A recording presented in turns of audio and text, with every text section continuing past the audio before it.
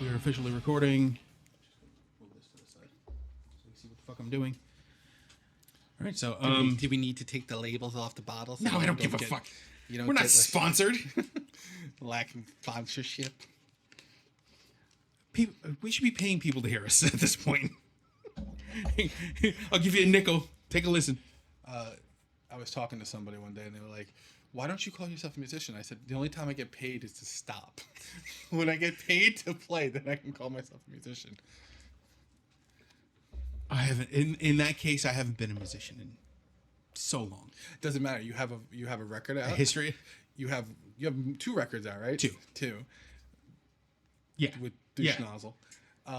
And they still are available for purchase, aren't they? Yes. Have I told you the reason why I never mentioned specifically that band or name? No. Yeah. Yeah. But do you know why? No. So, he's a narcissist. Well, yeah, I get. So, the one thing a narcissist hates is not being recognized. That's what feels good for me. But are you giving Reddy credit on the album? Yeah. Oh. I'm surprised he did that. We didn't have a choice. That was one, and then Shadow was Shadow. We were all.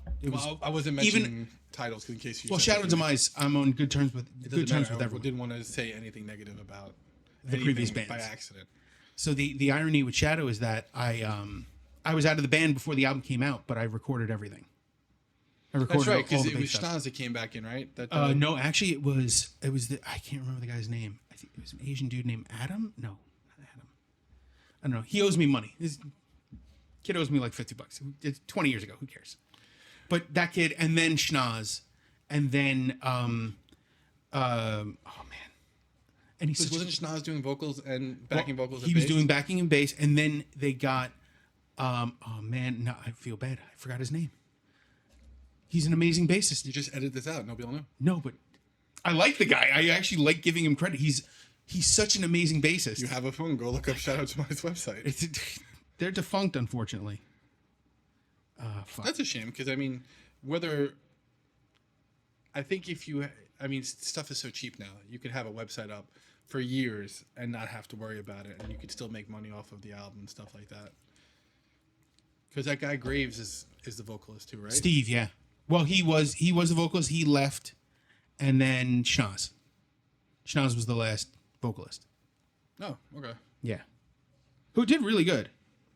I only heard Graves stuff from like the website and whatever stuff you guys sent me. I never heard Schnoz's stuff. It was only available live because they never recorded, as far as I know, they never recorded anything with him in a studio. But the live stuff, he was fantastic. And I completely lost track of what I was doing. You're looking up the other bass player that was a Shadow Demise that you can't remember his name. That's very good. I know how to. My brain. Is the Facebook account still open? No. I don't even know if they were using Facebook at that point. I don't know.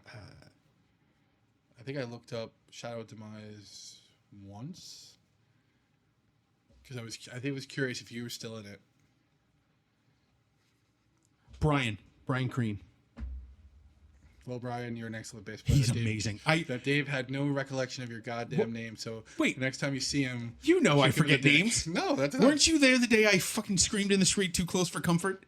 And I wasn't talking about being close? No, that was a Shadow day. I was walking with Shadow, and then just started screaming too close for comfort like I was being attacked. Did tell Nishana the story about the time we were walking home from school, and the woman was double parked, and he said, "You're a fucking asshole," and you said, "Why are you screaming at me? What did I do wrong?" And like totally fucked up her entire she was like, "I didn't mean you." I just kept walking. Yeah. No, you hugged me, and I said you were too mean to him.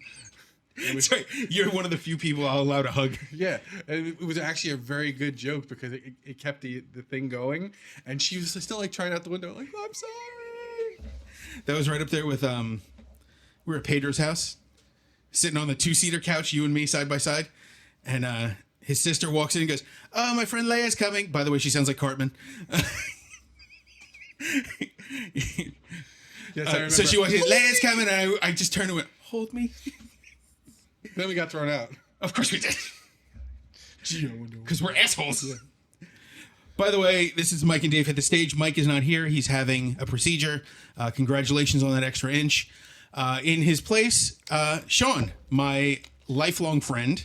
Another white guy giving you opinions on the internet. Yeah, I know. It's like what we needed. Just one more podcast. Two white dudes explaining music to each other. I will tell you this. I did get the letter in the mail that it was my turn to be on a podcast because everyone has one. So I just, it's like jury duty. You have to come in. Oh, yeah, you do got your the part, summons. And then, be forever immortalized on YouTube somewhere. Well, as long as you don't do any weird hand motions, I'm doing it this way. Why do you think I have the table? I thought it was to hide the fact that you're not wearing pants like I'm not. Oh, pants were an option? No. Oh, okay. Pants are not optional here. Like, how do you do footsie stuff? Do you wear footy pants? By the way, footy pants would be the fucking stupidest thing I've ever heard. Like footy pajamas, but just pants. Did you ever see the commercial someone did of what if men wore like those Onesies, the unitard things that women wear, but it was pants, so you had to pull it all the way up, put it over everything. Now I'm just thinking of like having toe socks added onto that and walking around with sandals. Toe socks, sandals into a unitard. I think that this person has figured out how never to get touched by another human being ever. Except the police. I don't even think because eventually the police would be called on somebody like that. Would you? I don't think gloves would be enough. Like that's a level of disturbing that you like infects you. Yeah. Ugh. Anyway, so I guess we should tell people why we're here. Sure. So since we had a little extra time in between recordings, I wanted to get, rather than do a solo show where I talk at the universe and creep the fuck out of people, by the way, I figured I'd get somebody I actually enjoy talking to and I could actually have the fun conversation with, like I do with Mike. Like, I'm glad that I got, like, I thought about asking other people. I'm like, the list of people that want to jump on with us is not huge, but there's enough. But I didn't want those. I wanted somebody that I could just sit and bullshit with the way we did for 20 plus years. I'm being nice and saying 20. We're rounding 30 years of knowing each other. Yes, I know. My knees tell me every day. That didn't sound the way you thought it did. I was waiting for you to do the blowjob joke, so I just assumed it was coming, like everything else. So yeah, this is, I think this was your idea, wasn't it? Covers better than the original? Yes. Yes. So this is Covers Better Than the Original with Sean. And also to annoy many people out there, because of course I had to bring up the idea as soon as Ozzy Osbourne dies. Yes. So I apologize in advance. By the way, in the time between our recordings, the final show was happened 1 week before I recorded the last run with Mike, and then 2 weeks after that he died. So you killed him? Yeah. Okay. Well, no, we know who killed him. Hey. Ozzy killed Ozzy, and then he went on to kill Hulk Hogan. Finally caught all the lies caught up to him. I feel so bad that anybody that dies after Ozzy, because it's like, does it compare? Your human life did not matter as much, even though you were in millions of homes and all these things, and even though you had blatant racism attached to you, you're still not as good. You still did not get any of the head play that he got. It's like, man, that's gotta suck. So those are like, when you look at icons of, especially like the music industry. Yeah. There are very few icons like Ozzy. Love him or hate him, he is part of the foundation of heavy metal. I was actually thinking about the other day. I was thinking about how 60s, 70s, 80s. You have even to like the 90s. You have these icons that are coming up. That people that they think of as, oh man, this is the person that is going to be the next 20-year run of who people want to emulate. And for not to shit on anybody, but like Zakk Wylde is one of those people that people really love, and I think he gets two parts. He's a very good guitarist, but he's also a very funny person, and you get those two things together. But I don't feel like he's in that echelon as much. Well, he's not. He's an icon, but he's not the icon. Well, that's what my point I was getting to is that like you don't see those icon bands coming up. And people are like, well, this person's this person's that. It's like, yes, but there's icons like Freddie Mercury. Freddie Mercury will be an icon Forever. until the last star goes out. But you're not going to hear from, I don't know, other bands that are in that same thing.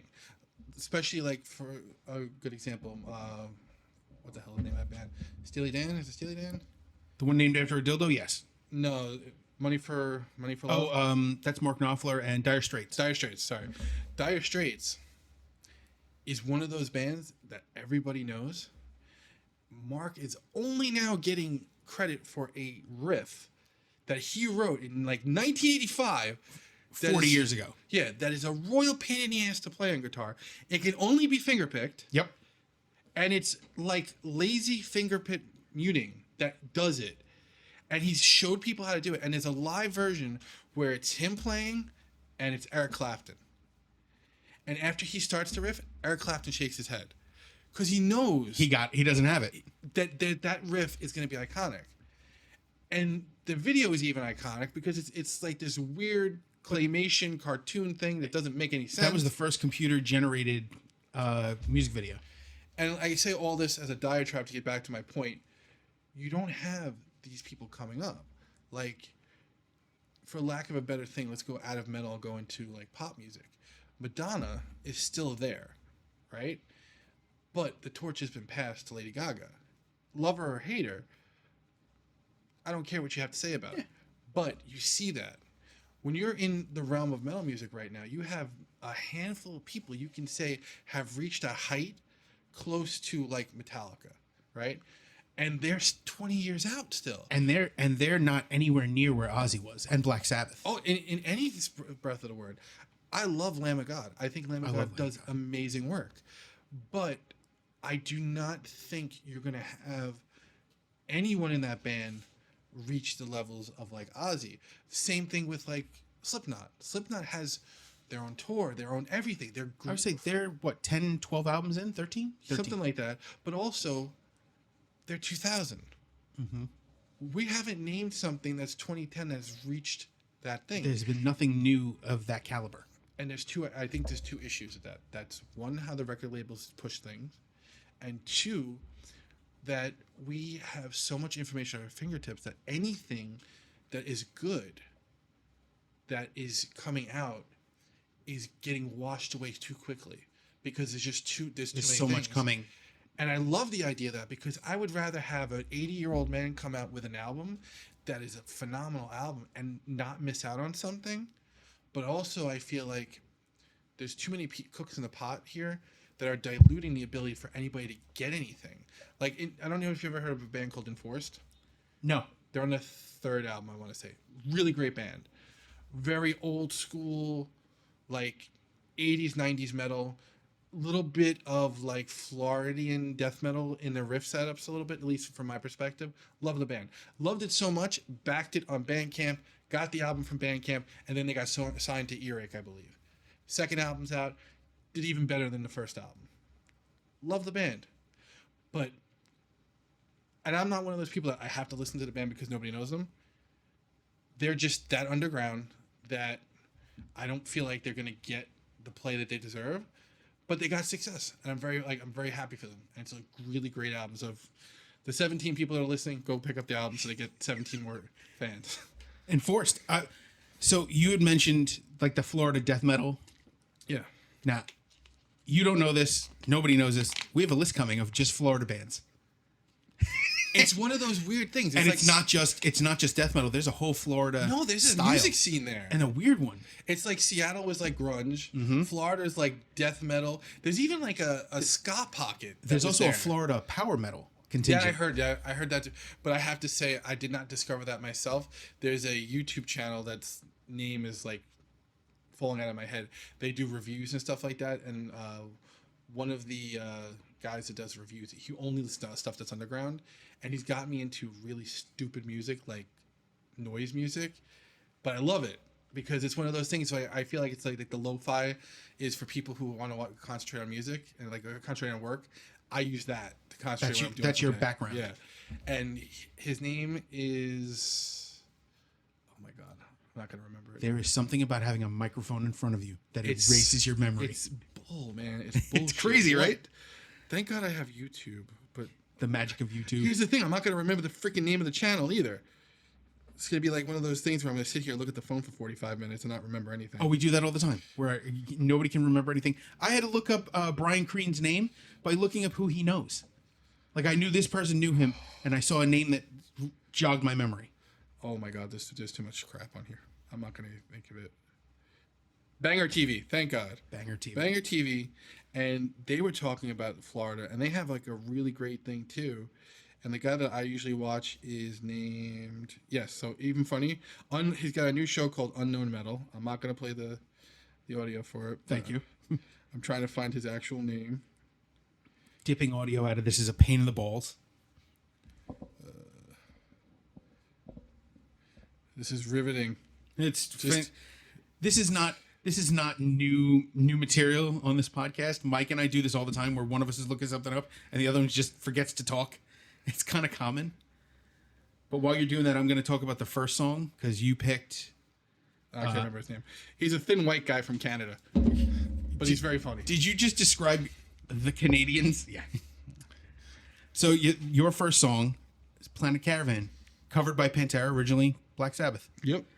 And I initially didn't agree that this is better than the original because I forgot how good the guitar work was. Oh my God. And that's what like Phil is Phil, whatever.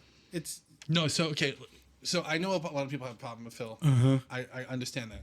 Let's separate the music from the musician. because if you're gonna have things like Michael Jackson doing what supposedly he did, you know, R. Kelly doing what he supposedly he did, and you can still listen to the music, we can do the same thing.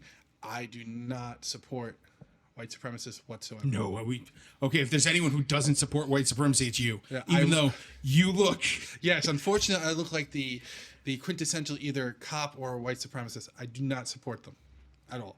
But the butteriness on this song that they achieve, there's a polished effort that it you can feel. is insane.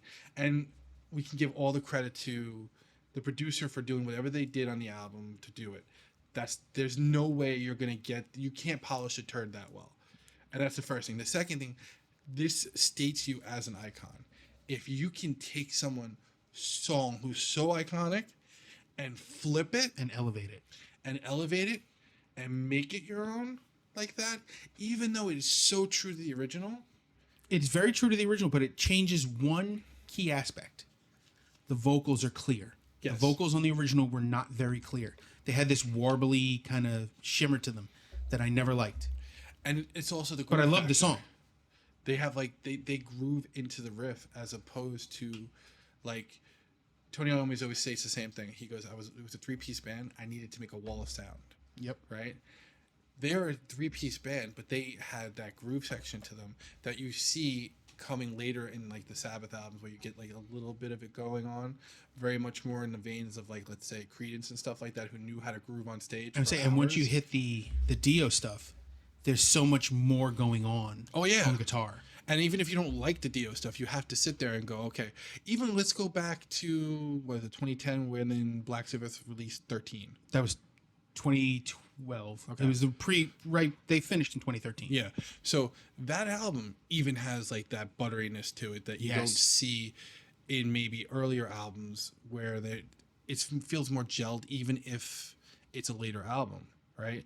And even you can say that Ozzy wasn't as good as he was in his prime.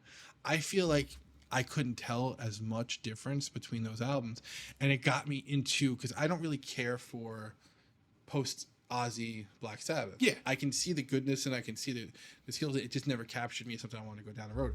I bought that stupid album because I was like, I really like this album. I like the way it's going, and I still like the idea that it's a little more Ozzy than Sabbath, because there's like a feel to those songs that you could tell they were not written in the vein of Sabbath. They were by written- Ozzy's perspective. All the doom and gloom and everything is there that is Sabbath, but there's the lyrical content felt more like 80s Ozzy, Mama I'm Coming Home, stuff like that. Did you happen to hear when they did Heaven and Hell? Not the album Heaven and Hell, but the band. Mm-hmm. So the stuff with Dio. Yeah. It was so dark. I prefer And for Dio stuff, that was dark. But I won't seek it out to listen to. Okay. It's and if I seek out Dio, I want Dio to be purely Dio.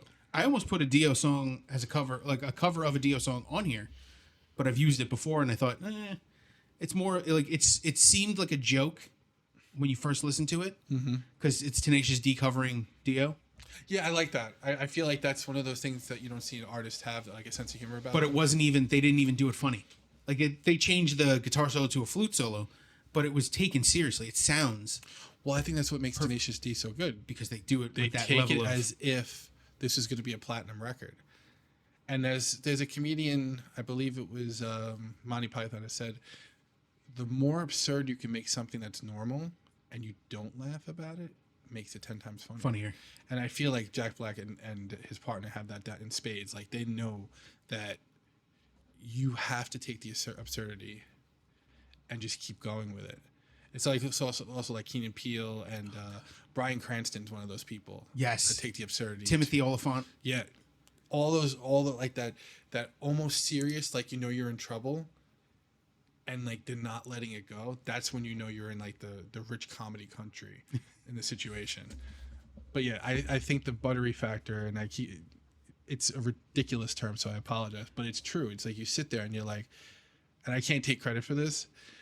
My wife said it sounds like sex.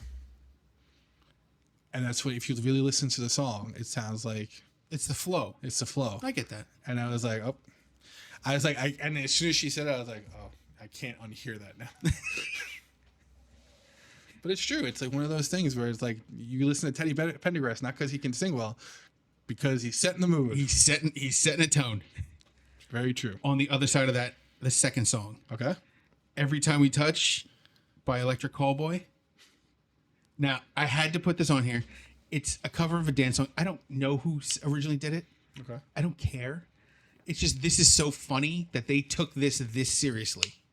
And they do this with every song they do. Everything is this crazy and they take it that seriously and are that silly at all times. But so I think that there's always room for comedy.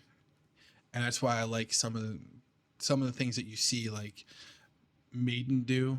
Maiden did a song called "I'm in a Band with an Italian Drummer." Yes.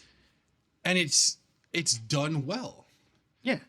And if you're going to be goofy, I think if you take goofy to a good level, and that's obviously there, you know.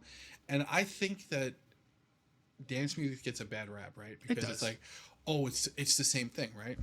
And I listened to Cubanate, and one of the songs is Oxyacetylene, and it's just a dance song for the first like 60 seconds to a minute and a half, and then all of a sudden crunchy guitars come in, and it's a really good combination of the two.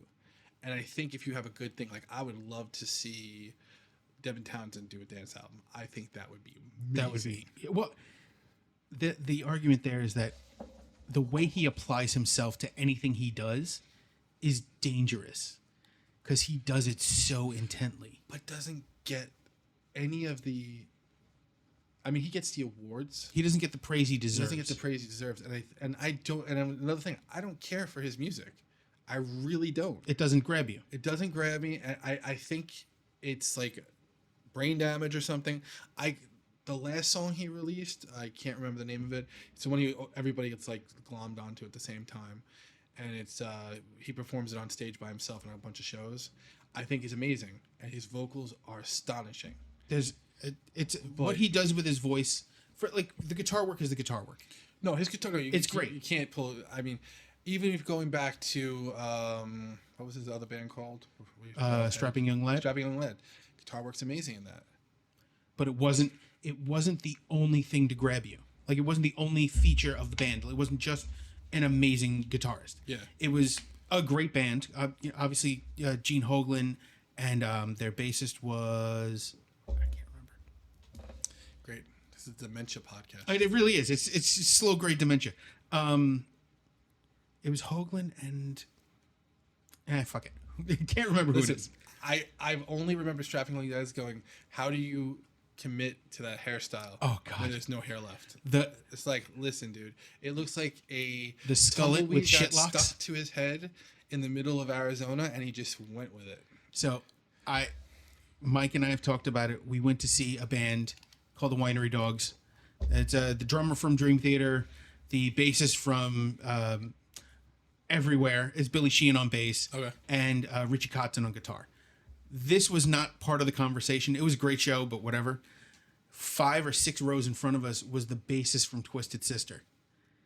And he had his hair pulled back. There was nothing up top. He had, instead of a ponytail, it was looked like a bologna log rolled in dryer lint. I went, ugh. And it was, his beard was dyed like Hulk Hogan black, like when he was in the NWO. It was awful. Like, I refuse to, like, if I'm going, it's going, whatever. But I also refuse to acknowledge this is going gray as a problem. Like, I'm not dyeing my hair to make myself feel better. Like, I don't have to look at this. Is it Blackie Lawless did the same thing? Oh my God. It's like he has a new endorsement from like L'Oreal or something. I don't know. I think Blackie dyes his hair literal pitch black. If that's even his hair, I think it's a wig. I wouldn't. I thought it was dyed because it looks Mick Mars-ish, and that's definitely a wig. Maybe I'm thinking of Mick Mars. They both look so much alike. Yeah. There's also a promoter for local clubs that has that similar look. No, it was definitely a musician. Michelangelo Badio. Who else has that look? Oh, we were joking about Steve Stevens. Steve Stevens, the ugliest man in heavy metal. Looks like Jimmy Durante fucked a I'm bonobo still trying chimp. to figure out if I'm thinking about Blackie Lawless or the other guy. Blackie Lawless looks like it looks like my great grandmother with black hair. Okay, I've seen Blackie Lawless more times than I've seen your great. I've never met my great grandmother. I know she was an old Irish woman. She looked like a foot. I guarantee she looked like a foot. Hang on, Anyway, get back to your song. It was funny.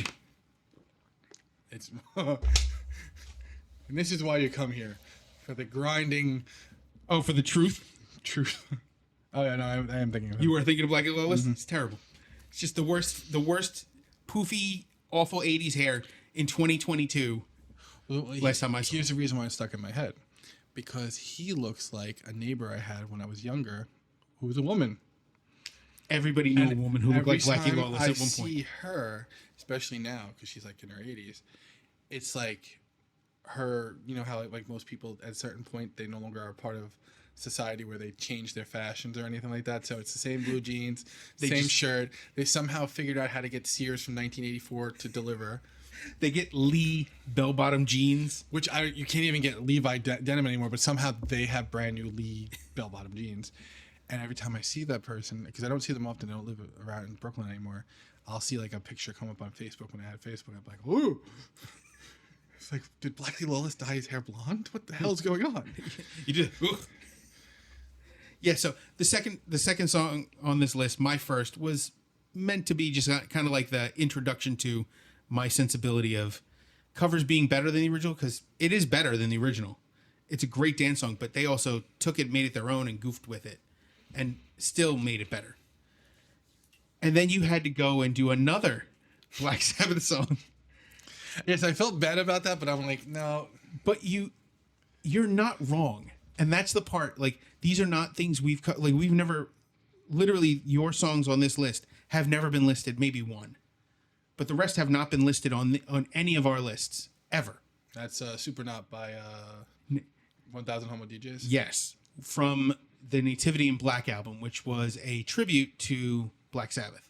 Yes, it wasn't Ministry though. It was definitely 1000 Homo DJs. Yes, which was Al Jorgensen, and I forget the rest. It was another group. It was basically another band. Is like sperm. He's in like 7,000 bands. I have 1000 Homo DJs. I have Ministry. I have Buck Satan and the 666 Shooters. There's more. There's have a ton. The Jello Biafra band and him together. Which Jello Biafra by himself is hysterical, but adding Al Jorgensen being serious and writing serious music while they're writing lyrics, dangerous, very dangerous. But yes, and what I say about this particular thing is it gets that wall of sound that I feel like not missing from the original, but when you play that versus playing the original, oh my god, it's like this pounding in your chest, and it just makes you want to like go nuts with it. And I've seen it. I think I've seen a live version of it, which even kills the recording. That has to. It's amazing. I always, when I listen to, Nativity in Black, especially that entire disc, It's perfection. it's perfect. And even if you don't like the band, it's perfect. And even Nativity in Black in 2 has gems on it. And the artwork is great. Everything about that was so well thought out, and it was still artistic. I mean, I remember looking at the tarot cards that they used and wanting to get some of the work tattooed by the artist because it was just that phenomenal. Yes. Sabbath Bloody Sabbath by Bruce Dickinson. I actually just pulled up the tribute so I could see it. After Forever by Biohazard. And I'm not a Biohazard fan. Neither am I. It was one of those things that never grabbed me. You know, great for Brooklyn, having a Brooklyn born and bred. Good for you guys. Glad you're successful. Not for me. Children of the Grave by White Zombie. I hate White Zombie. I've never liked White Zombie. See, I always liked White Zombie, but I'm also a huge Misfits fan, which, you know, kind of pointless to say it right now. Well, I don't know if they can see your whole shirt, but They can see the it's a top Misfits part. shirt. Yeah.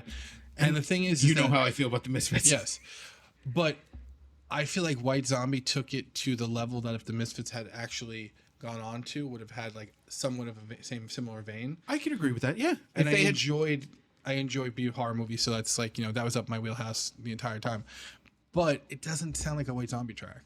It doesn't sound like a Rob Zombie track either. No, it It sounds definitely like something else featuring those people. And in the horror genre, I don't know if you know this, but Shadow Demise was a horror metal band. What did you guys sample? We didn't sample. We just every song was based on a different type of horror movie, and some specific, some vague. Okay. We went down the list. And So just like Acid Bath. kind of, yeah, but you know, not as talented. Oh, I love Acid Bath. I know you do. Oh my god, the fact that they're touring and I like It's incredible that they're touring after what 25 years. yeah, because the bass player died in a car accident and they didn't want to tour. I don't know what changed their mind about it. I guess probably because, you know, him, the lead singer, whose Dax. name's Dax Riggs, everything that man releases, I buy.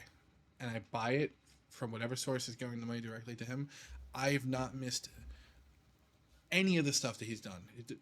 Acid Bath, the side project is called Dax Riggs, and there's like there's two other bands I can't remember the names of.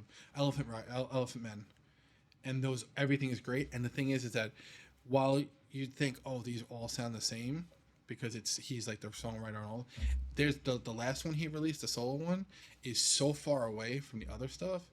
It's like listening to Paradise Lost. If you listen to the beginning of Paradise Lost, the middle of Paradise Lost, and the end of Paradise Lost, you're like, oh, who changed the guitarist and the vocalist? And you're like, no, that's the same guy. It's the same guys. Just they're that talented, and you're like, oh, great. This is the reason why I don't release music. Paradise Lost was so confusing to me because we saw them live. Yes. We actually. And I slammed into the lead singer, not realizing at first it was the lead singer, and then felt bad afterwards. One of our friends got kicked in the face. It was weird. It's a That was weird the time. Opeth show, right? It was Opeth, Paradise Lost, and I forget who the third band was. That was just a weird setup anyway. Well, Opeth back then was just doing the songs live. Like it was note for note. There was no emotion in it. Like I've seen them since, and it's completely different. Like even there have been band member changes, but their lead singer has not changed. Mm-hmm. He has changed as a person on stage. He talks. He sings things slightly different than he recorded them. You know, he plays rather than just performs. Like it's not just a mechanical representation of what he was able to do. Now he's actually doing it. Like he's making it his own again on stage, which is nice.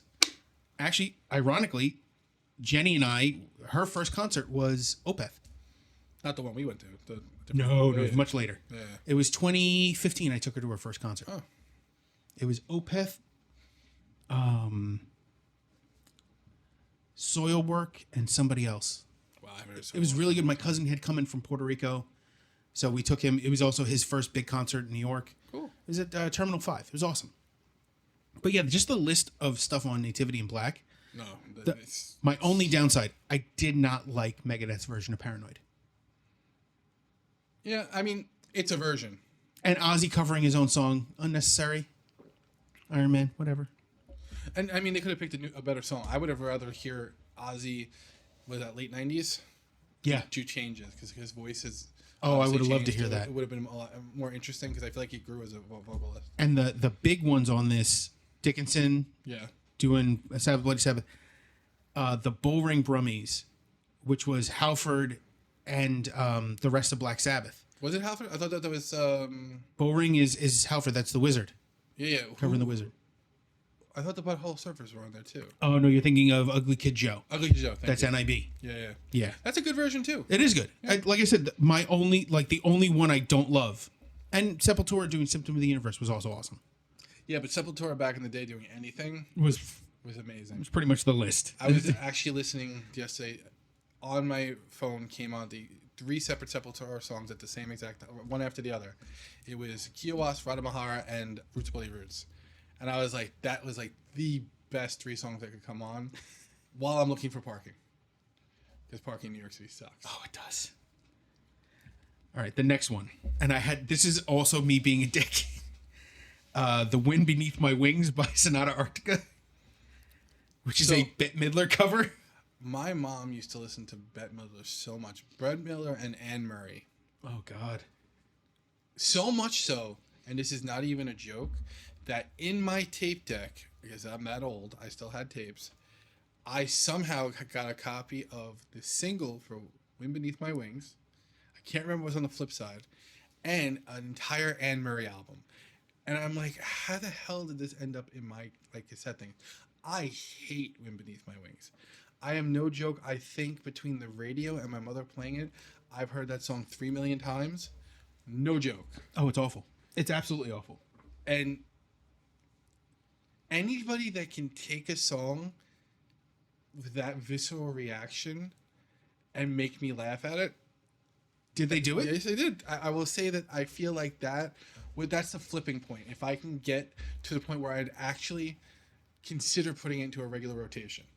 Not saying I would Not do saying it. you would. Because I think I'd still have a certain amount of Vitriol. yeah for it. Because and Bette Midler is not a bad singer. I will never take that away from her. It's just like there's certain songs that are just like You were writing bore it a just hole in yourself and let the sap out. Just be done with it. Candle in the Wind. No. Okay, but let's back up. The first time, not the second time. We're talking about Elton John? Yes. No, because Elton John's amazing. No, he's amazing.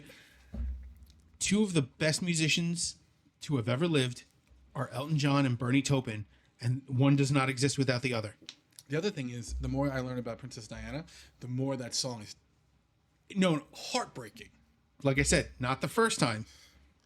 I don't. Second care. I'm time talking it was about totally. the 1000th time, the 10,000th time. But he didn't write that for her. First off, no, I know that. But that's why when it was applied to commending her, yeah, perfect. yeah. Before that, no. I can't think of a send off that was done by someone that was not family that was that impactful. Yep. And that's amazing because I mean, and I just love Elton John. I've never seen a man who is that giving and also that willing to defend. The interview where he's on Howard Stern and talking about how amazing Metallica is. Yes. Where he made James cry later on. You made James Hetfield cry on like in 2 seconds, man. That man is not attached to his emotions. By the way, if anyone of that caliber had said that about something I made, I would cry like a baby. If Elton John said, "I like your shoes," I would blow. I'm so proud of it. I would listen to that on loop for the rest of my days. I would never. I would have to give up listening to music. But in addition, even his situation with Eminem, where he defended Stan, I he gave it a perspective. He's like, listen, life and art have to imitate each other in order for you to work through things. And then Eminem giving him a wedding present, which was gold and diamond encrusted cock rings. My question was, and I'm really upset. Practical application? Not even that. Are the diamonds on the inside of the ring? They better be on the outside. Because I'm just saying, if one of those things, if you're going to give me something, I'm going to use it. Yeah, but the problem is if they're on the inside, that's sadistic. If they're on the outside, it's masochistic. Well, I mean, column A, column B. Most people that subscribe. Backwards. If it's on the inside, it's masochistic. On the outside, it's sadistic. If we get something wrong, look it up, and then you can put it in the comments. Oh, don't worry. It's Mike. Other Mike. Mike the Angry Wizard. Anything we get wrong, we get corrected. Okay. Never have to worry about that. All the divergence. Okay, we're going to go back to the list and how you win it. Oh, which song are you going to next? It's the next one, Hurt by Johnny Cash. When the original artist goes, "I'm never going to do this again because I can't do it the way this man covered my own work," you know you've done it. And that is like the same thing when it came to Metallica doing "Am I Evil?" The original artist said, the original artist plays it like they play it now, They cover it. and then also Jimi Hendrix doing "All on the Watchtower." Yes. It's one of those things when, and even going further with Jimi Hendrix. Jimi Hendrix was such a phenomenal talent. I just heard the story the day about how Sgt. Pepper's came out on a Friday. He learned it and played it better on a Monday. I mean, one of those things, there has to be something when it comes to someone having that ability to take your idea and say, oh no, this is great. This will just make it this little bit better, and not taking the piss out of you. Right? And Johnny Cash, that was submitted to Johnny Cash, I think 4 times by Rick Rubin before he even listened to it. Yep. That wasn't even like the first go-to thing. And then the artistry of that video. Oh, the video is just pure heartbreak. It literally heartbreaks at the music, and the fact that when you hear like 9 Inch Nails' version of it, right, and you hear how he still put that twangy outlaw country riff in the beginning to pull it to him, but still being truthful to everything else Completely. and you're like There's also a different, like, just because of the different voice and the different artist behind it, Trent Reznor gave it a feel of hopeless depression because of the life ahead of him being useless. And Johnny Cash looked at it's a hopeless depression because the life behind him was better than the life that's left. yeah, and the fact you saw that, like, he has all of this set up before him, he can enjoy all of this, And it's all worthless because it's all gone. Mm-hmm. And like the line that's the best in that is, if I could trade it all, I would go back and save myself. I mean, come on, like, and 4 months later this man dies. Yep. I mean, could you imagine the trauma and the existence that you just owned through that song and finally gave yourself peace to go? That was, and he had one of those lives. Like, it wasn't just the fact that he was a musician and a famous person. He was an interesting person before all that. Yeah, but I feel like if you listen to that song and you don't think that he is trying to pay back June Carter for all the wrongs, All the shit. and the fact that even though he loved her immensely, he still fucked up. And he felt like it, and he knew that it wasn't as much as she deserved. Yeah. And that's the hard part. Her being in the video and like you seeing her like that and seeing like just almost the beauty in her smile towards him, and still knowing that, like, oh, he had all the success, he had all the things, he had everything going for him, he had all the money in his pocket, and you still are just a human at Just a person underneath. 0.0, and you're still gonna make the mistakes. Yeah, well, the thing is, we all make mistakes. It's how we own up to them that makes But I think the that's the difference. problem. I don't think I think that he was too busy believing the bullshit people fed him, and then it own got up to a it in the point end. where he realized, oh no, this is me, drinking the Kool-Aid and saying, oh, I'm the greatest in the world. And it's like, no, you're not. You are an amazing talent, yes, but there's always going to be someone better or worse than you, and there's always going to be someone that's going to treat that opportunity better or worse than you. Absolutely. That got dark. I have a playlist on Spotify that's called Dark and Depressing, and it is only songs that fall in the vein of hurt. Oh God. It's let me just give you a couple of samples from it, because I feel like it's one of those things that it's like 80 songs so far. 80. Yeah, every time I find a song that like fits into it, I go and I add to it. Playlists. Crazy and Dark. So, All Good Girls Go to Hell by Billie Eilish. It has the same feel. I've heard that before. Yeah. Then it goes into Solitude by Billie Holiday. Then it's Johnny Cash's Hurt. Then it's Lovely by Billie Eilish again. Then it's Blood in the River by Zeal and Ardor. Then Didn't Know What I'd Known Until I Was Bleeding by Dax Riggs. And then it goes into Raining Blood by Tori Amos, which is probably the most haunting and disturbing song cover. She somehow made the lyrics be the backdrop to a vocal and musical arrangement that I've only listened to once all the way through, because it's that disturbing to me. Twice. Yeah, it's just. I heard it once, and then I saw it live. Oh, live must have been amazing. It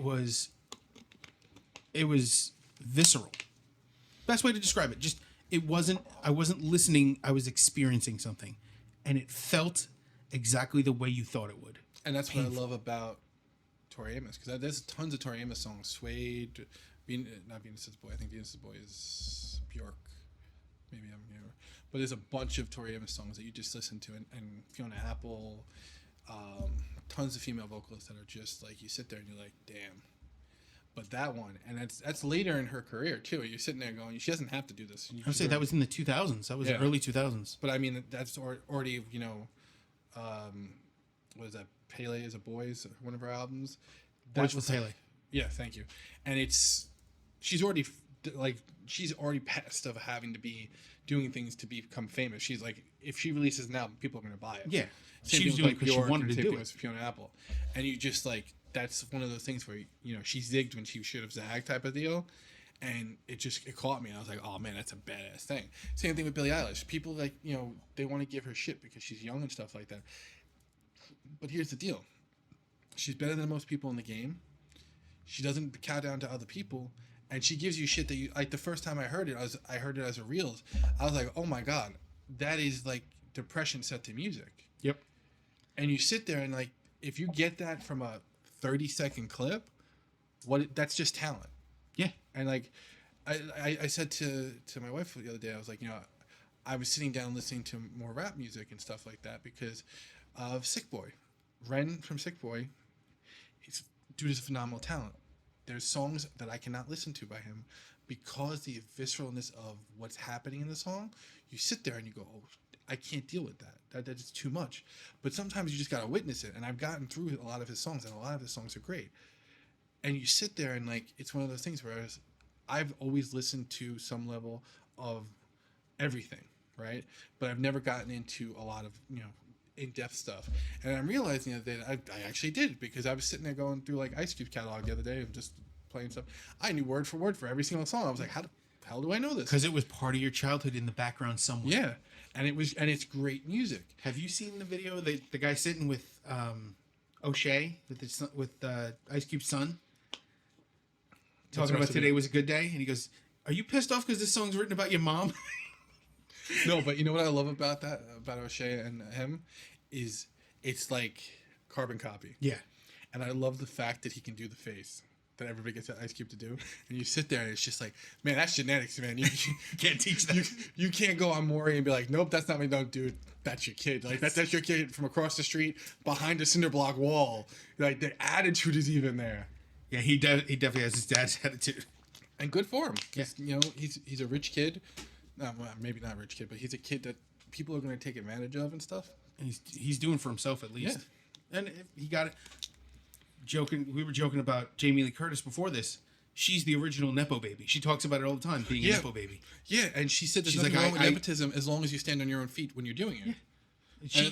She may have gotten into the business based on her father and mother's names, but she found a place and held her own for now. It's more than 50 years. And some of the stuff, and the fact that she's bounced back and forth between comedy and horror. Yes. But anyway, get back to this. Okay. So I put Dissident Aggressor by Hailstorm. Really? I mean, no, I'm giving you my original thing when you said it. I think Hailstorm gets a lot of shit. And I do think they get a lot of shit for no reason, just because they're a female-led metal band. I think it's the same thing as Baby Metal, and I'm not putting them both in the same category. Baby Metal, they're so cute. But I'm not putting it in the same category because I feel like Baby Metal was a trope to get people to come in, and once they came in, they were like, "Oh, that bass player is phenomenal. That guitarist is insane. The writing drummer is is solid. untouchable." And then even if you don't understand the lyrics, nobody told you that it was about liking chocolate, you wouldn't have a problem with the song. Yeah. But because they also can be goofy, it's a problem. And I was very proud of Rob Zombie for coming out and Oh, like, that listen, defense was perfect. dude, that's on you. If you have to check your masculinity at a door because you can't enjoy something because it's about chocolate, we all know you're gonna go home at the end of the night because no woman's picking your ass up and eat a box of chocolate to make yourself feel better. Shut the fuck up and listen to the song. Give them the merch, and be thankful that there's somebody who's putting music out who found a way to get it out there. There's like a Bandcamp band that I listen to. They've only released 2 albums. It's all instrumental stuff, and it's amazing. And it's like they're Japanese, I believe. I don't want to say they're Japanese. Maybe they are. I can't remember off the top of my head. But the music's amazing. I literally give the guy every year at least 10 or $15. Just because I just listen. I literally, if I had a tape of it or a CD, that thing would be worn out. Amazing stuff. Why do we have to not listen to something because it doesn't have vocals, or the vocals are cheesy, or the vocals are a joke, or oh no, they got too popular? That's always been the most annoying, to me, the most annoying argument. Oh, they got too big. And I get it. I was guilty of it younger too. We've all been guilty of it at one point. It's like, it's not gatekeeping as much as it is like they were my band, right? And even to this day, like when I see the Misfits playing like this big ass stadium, it's like, that wasn't the point. It wasn't the point, but it's where they got. And you know what, dude? Go cash that $4 or $5 million again, because you know what? You guys didn't get it when you were supposed to. You did what you were supposed to do. You got, you said you did the hard work. You did everything. You were in a freezing van that broke down. Great. I'm glad you're at least getting the accolades now. But the same thing comes to like Baby Metal. I was like, dude, I remember showing it to people and being like, this is going to blow your mind and it's amazing. And people were like, I think we have more open-minded people in our friends group. I remember talking to like Luigi about it. He goes, it's amazing. Yeah. And you just sit there. And I got so sad when that poor bass player died from Baby Metal. It was like such a needless death. And most deaths are, but it was like, damn it. Like, it's the potential cut short. Yeah. And I hate seeing that happen. But like, that's why I love Bandcamp. And it's like a double-edged sword, right? You have Spotify, Bandcamp, and all these things. And Rick Beato is one of those people that I follow on YouTube who gives you so much knowledge, right? Yes. So something like 10 million copies is a diamond, 20 million copies is double diamond, right? So if you got 20 million copies sold, you were like doing really well. These bastards in the record labels now make it 150 million downloads. Why? Because they can. They can. You're already not they giving can the hold money the money to back. people. Yeah, they can hold the money back. They can hold the accolade back. It's insane. And the thing is, and then like the places want to charge you money for merch, and they want a cut of merch. Are you giving them a cut of the bar? Because I'm sure people are drinking still the same. So the way you pick up anything that Dax Riggs puts out, yeah, I'm that way with Devin Townsend. Yeah, and I will listen to everything he releases just because I feel like sometimes I'm not ready for something. I get that. I've more often than not, when I hear something from Devin Townsend, if I don't get it right away, I go, I'm not ready for this.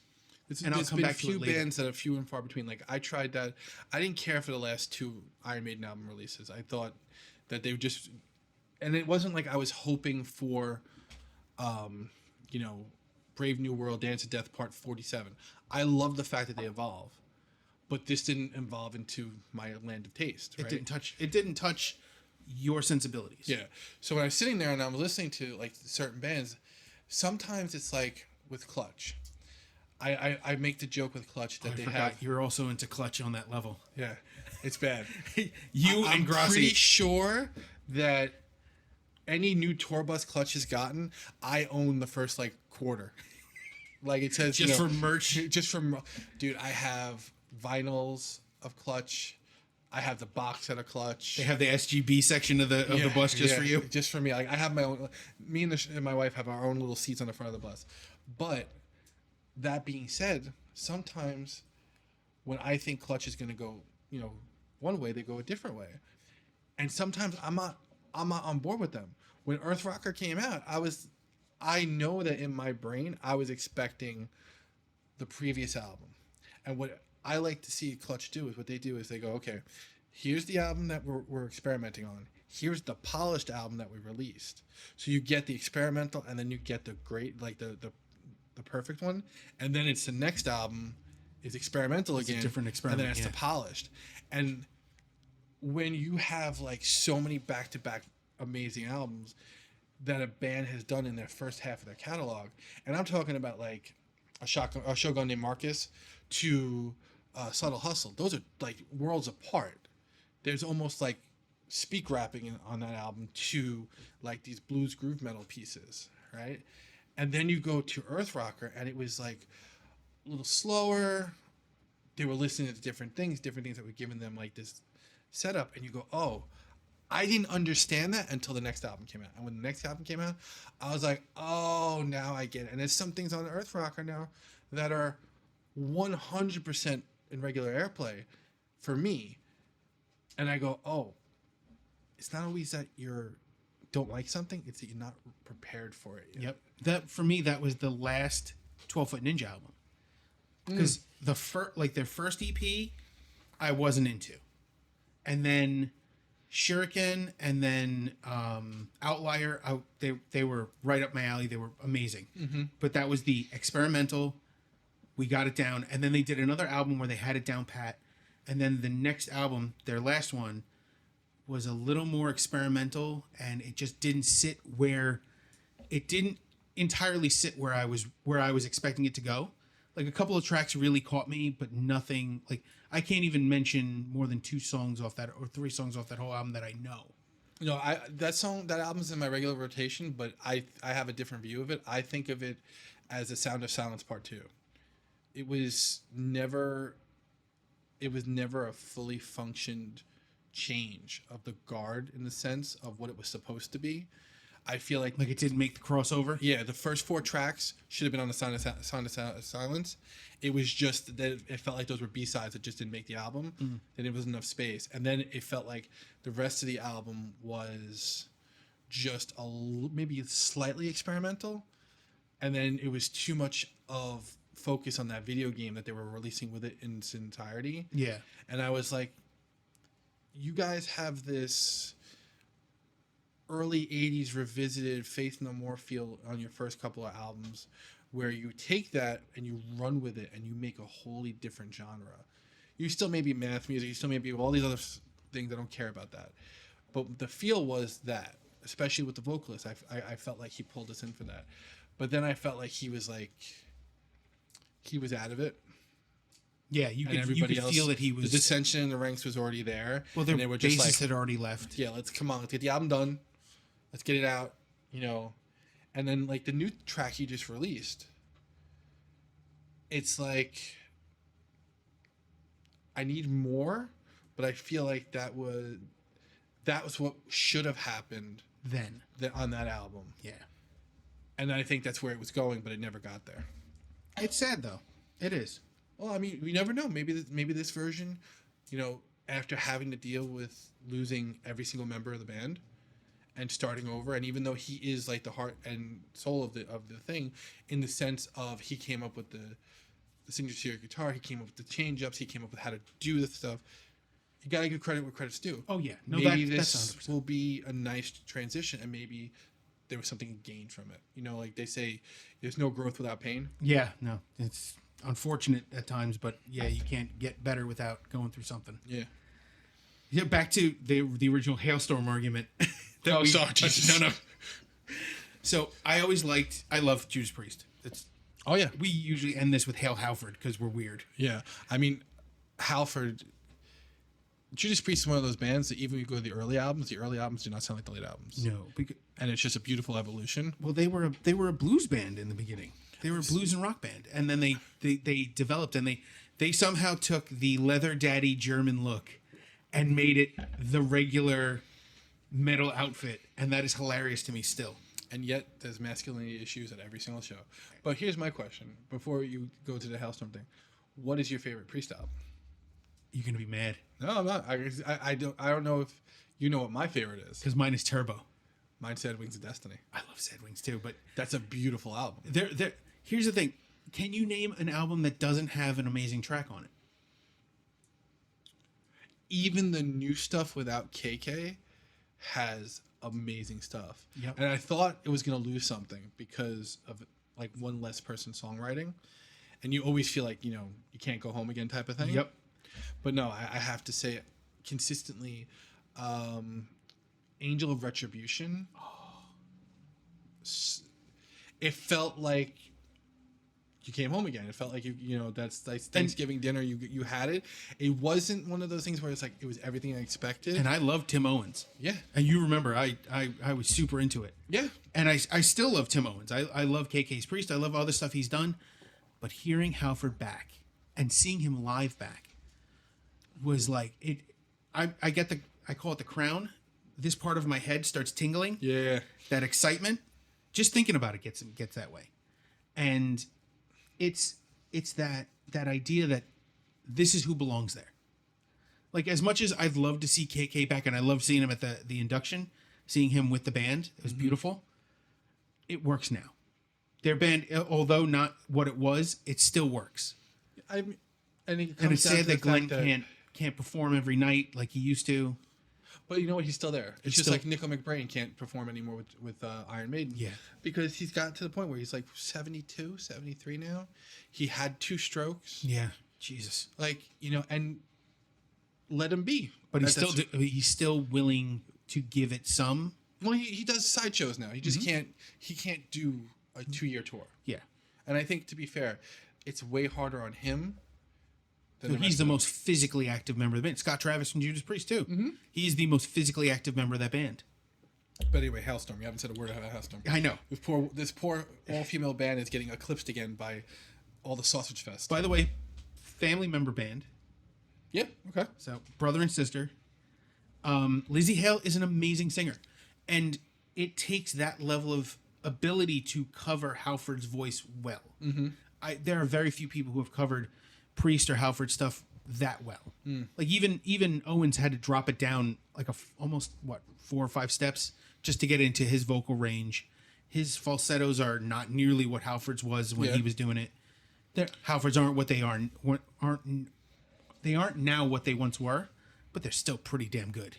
Well, I mean, but if he's even fallen off by a half step, who cares? Yeah, because maybe he's actually doing it in the comfortable, safe range, as opposed to the pushing and hurting getting himself. Throat surgery twice every couple of 10 decades or something. He's doing. I mean, Halford's one of those. I saw him with the more shows with Halford. Yep. Priest, amazing. I never got to see Fight. I kind of wanted to see that when he was doing Fight. There's some great songs on Fight too. Oh yeah. Ironically, member of Steel Panther in Fight. Oh. The guitarist Satchel. Stupid name. But yeah, Hailstorm doesn't get the credit they deserve for being as good as they are. And this cover, along with a couple of Dio covers, show not only that they can take a song and play it, they can make it their own, they can give it their own feel. Like, I never liked the way Dissident Aggressor by Judas Priest started. Yeah. It just never felt right. It felt a little awkward. Yeah. And I give credit to Slayer for doing a cover of it on South of Heaven. Yeah. And it's a little more, I feel, less awkward and a little more like it's chugging along. But even then, it wasn't quite there. Yeah, and I love Halford's version, obviously, because it's Halford and stuff like that. It's just, you get to this point where you're like, I like seeing a generation that's nowhere connected to that. Yes. Like, they didn't walk through the streets seeing Judas Priest shirts as much as like we saw them when we were younger, and they still found it. And I think that's when you see good music begets good music. You're gonna seek it out. You're gonna find it. And if you're a true musician or even a true lover of music, you're not gonna gatekeep yourself from Lizzie, from anybody, because it doesn't make any sense to. Why miss out on something because it doesn't fit in this particular thing? That's great. If we stopped putting everything into a category and just enjoyed stuff for enjoying stuff, there'd be a lot more people getting the money and the accolades they deserve. And it takes stuff like a newer band showing people what the older bands were doing that inspired them. Yeah. Which the entire rest of this list is inspiration upon inspiration. Yeah. And also the factor, too, that, I mean, what is her audience? 20-something? Well, now they're guys in their 30s. You know, they've been around for a long time. What I'm saying is that they're still picking up 20-something. Oh, yeah, definitely. 20-something, 30-something, and probably even 40 and 50-something, right? Because now they got those 50-something that listen to Judas Priest going, what's this? Oh, right. Listen to this. That Yeah, you know, and then like, and she's also the guitarist for Alice Cooper. no, that's Nita Strauss. Nina Strauss, I'm sorry, yeah. But again, another person, right? She has her own band. Yep. And another person who is getting the old guard, for lack of a term, to come to her because she's another badass guitarist. And I feel like this is like the things you saw in the 80s when you had like Lita Ford and people like that doing stuff. And you would get them to come out to shows and stuff like that, and you would just hear the amazing musicianship. And that should just be the point. You should be able to listen to great That stuff. discovery at a live show I of miss that, another man, band. yeah. I miss being able to go to like went to a Clutch show. Oddly enough, the year that we had our first kid, and the bands that were opening for Clutch were so off the wall, and it was like Clutch is playing like this bluesy type stuff. This one band was playing like spoken word meets like this meets that meets the third thing, and you were just like, it was, even if you didn't like the music, the stage show was just astonishing. You were like, they earned the whatever amount of money I spent on the ticket. On the other side of that, though, every once in a while you see a opening band or a band before the main event that is just horrifying. Yeah, Lion Eyes. I don't care for them. I understand them, but it was like The small show ones are the best. I played a show once, and the opening band was two dudes. One was playing drums and the saxophone at the same time, and the other guy was playing a SG bass with one string on it. So there's a band that's actually really excellent that we saw because of Red Fang. Red Fang is an excellent band. They just got like, I've heard them before. yeah, they're a very cool band, but they had a band called Big Business open for them. And Business drummer is like the drummer that's in every band you think you've heard of an amazing drummer at. Most likely it's this guy. He's like in everything. I'm not going to even attempt. I think he's in High on Fire. I think he's in a bunch of other bands. And they came out and said, this is our first introduction. We were going to see Red Fang. And it was, I think it was in Brooklyn we went to see them. They come out. It is a drummer. It is a bass player, if I remember correctly, and a vocalist. That's it. Yep, I'm looking at them now. Right? And it's a really good band. They do an amazing job. And they fill in the places. And the drummer, you can ignore what the vocalist is doing. Just watch the drummer. Phenomenal drummer. You just sit there like the entire time. Because he was also on, I think, 2 Minutes to Midnight for a couple of shows. That's that TV YouTube. 2 Minutes to Late Night. 2 Minutes Late Night. Sorry. Yeah. By the way, I love that. It was so great. So upset that they lost it. By the way, Big Business, High on Fire, a band called White Shit, That one I don't know. and the Melvins. That makes sense. White Shit, by the way, you know why we don't see white shit in the street anymore? Why? They stopped putting certain things in dog food that causes the shit to turn white in the sun. Oh, that's lovely. Imagine that was inside your pet. Not anymore. Not anymore, motherfuckers. But yeah, getting back to like those opening bands, and then that's I think one of the things you miss, right? Because now they don't even do bands like that anymore. It's like, oh, it's Halford, it's Lamb of God, it's this, it's that. It's like, yes, you've already made it. Bring somebody with you. Bring somebody that I don't know. Well, that was, as much as you don't love progressive music, the Progressive Nation tours, when they did those, they were the biggest mishmash of progressive bands. But always the first one or two bands were not well known, like really not well known. So when the last one I went to was 2015, the opening band was Three. The band Three. I remember Three, yeah. And that nobody had heard of them. Nobody knew who they were, and all of a sudden, there they were. Just yeah, they disappeared, didn't they? They or came just and off went. my radar at least. And it's not that I don't like progressive music. You I don't enjoy. don't like progressive for the sake of being progressive. You don't need to have 1,174 notes in a song because I know how to put them there. And I always make the same joke. It's not the notes I'm playing, it's the notes that I'm not playing that you should be listening to. Oh man, who was that? Was that Malmsteen?